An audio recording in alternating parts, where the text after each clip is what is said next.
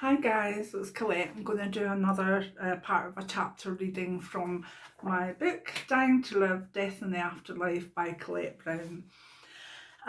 This one I'm doing because I really love the quote that I put in it. Those of you that have got the book know that each chapter has two or three quotes from famous people or people from history to kind of match up with the chapter, and I really enjoyed that part of the book.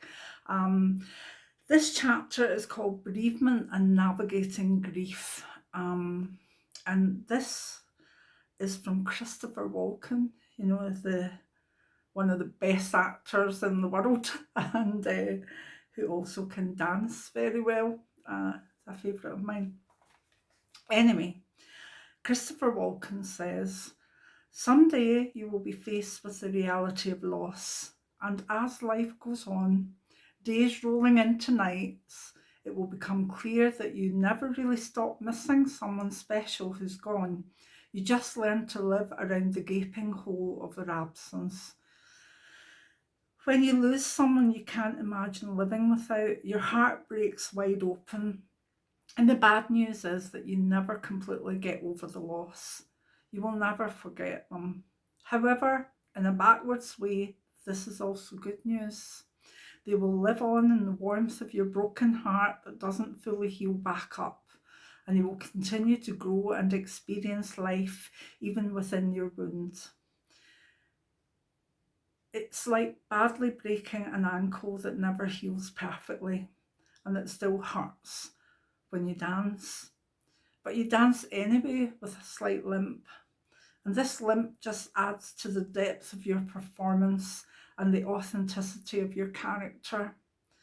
The people you lose remain a part of you. Remember them and always cherish the good moments spent with them. By Christopher Walken. Grief is different for every single person. Although it can follow certain psychological ways of expression, it is a personal and very lonely journey. Each stage is specific to the person experiencing it, and each moment can be a pivot either into memories of despair or memories of joy. Grief may start before the person dies. If a loved one is terminally ill or has a terrible quality of life, or even has a condition where their essence seems to disappear with time, we can begin our grief process many years before they die. This is called anticipatory grief. This form of grief is debilitating, yet is normally not easily recognised or accepted. This means that the person experiencing it can feel very alone and isolated. They may not ask for help because they feel unworthy of it when their loved one is still physically present. I remember doing a tarot reading for a woman and saw that her dad had been ill for years and had little quality of life. I also saw intense guilt in her cards, so I asked her about why she felt this. She said that on some days she wished her poor dad would die and be away from all his pain. She started to cry and explained how she must be such a bad person to be wishing her dad would pass, even while not being able to contemplate a life without him. I felt it was time for me to tell her my truth. I explained to her that if she was a bad person, then I must be one too. This got her attention. I told her about my wonderful dad who had suffered 9 years of strokes and had little quality of life for his last 2 or 3 years. He could not talk and needed care and attention for doing the simplest tasks in life. My dad was my rock, my cheerleader, my hero. In the days after I lost my second baby, it was to my dad that I ran. He only had one working arm, but oh, he held me so tight that I felt he was trying to squeeze the pain out of my body. Sorry, I've forgotten about that in this one.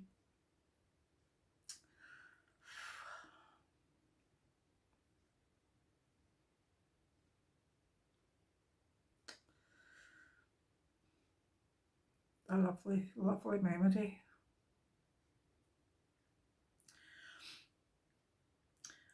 When both my daughters were born, everybody managed to visit the hospital except my poor dad.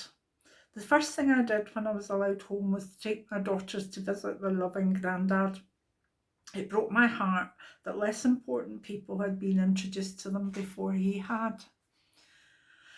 I could not fathom a life without him, yet for years before he passed, I prayed at night for a gentle angel to come and collect him and take him home. He was unhappy, frustrated and in pain. I raged at God for allowing this wonderful man to have such an undignified end to his life. My heart felt it could never let him go, yet my mind was strong in wishing him peace. When I explained this to my client, she felt a weight had been lifted off her. She did not see me as being a bad person, so she could accept that neither was she. She was already grieving her dad, grieving the person he was and the person he would never be again. She was working her way just like I had through anticipatory grief. This type of grief is common with physical deterioration, but is also felt deeply when a loved one loses their personality, their memory, or their core values. Dementia-type illnesses where a loved one does not know who they are or who family members are can lead to extreme anticipatory grief. You start to grieve for the person you are losing to avoid rather than death. The guilt, anger and stress that comes from this cannot be underestimated. The loved one may look well enough physically, but is 1,000 miles away from the person they were mentally. I believe we should talk more about anticipatory grief. We try to support people who have been bereaved, yet we can forget that some people are already grieving for the person they are losing or have lost without an actual death. Anyway, I'm going to leave that there. And if you are living with anticipatory grief, my heart goes out to you because I've been there and it's not easy. And I hope that that's helped a little bit. Many blessings. Bye.